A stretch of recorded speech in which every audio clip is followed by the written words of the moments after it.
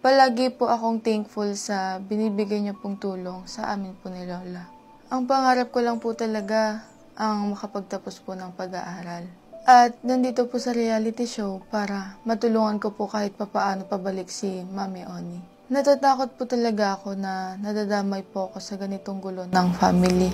Kaya nasa isip ko po talaga na kung hindi po talaga okay sa kanila na andito po ako, uuwi na lang po ako sa lola ko.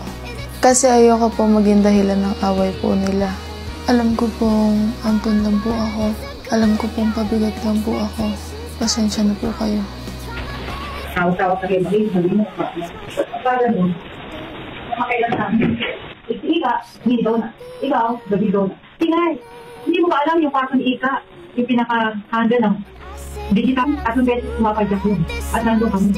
Tapos ito mo si Ika, namili daw na lang mukha, hindi daw. Nagtetext, nagtetext Marie, o na nangyayari, nakabantay siya. Si Ika, nakailang si Kick by Bat. Nakailang kasi baka hindi ka makapag-text ko na alam bayad eh. Siyempre, magkakalita na ako ng gano'n. Tapos sabi ko, Ika, bakit kailangan magsalita? Nakatingilan sila ang parang tama. Hindi bitente na nahalikan niya yung bumpet dito.